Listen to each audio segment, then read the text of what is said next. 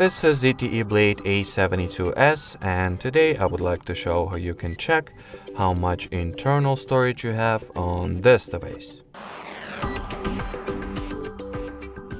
So first order of business is to find and launch the Settings app, and then simply enter the storage category. And the storage page by itself contains the amount of total storage you have, how much of it is occupied, and how much storage you have left free.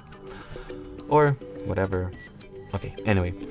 In here you can also see the categories of things that occupy your storage, such as apps, images, audio, and such, system, other, and see how much of the storage they occupy respectively. Alrighty, so that will be it for this video. Thanks for watching, and bye bye.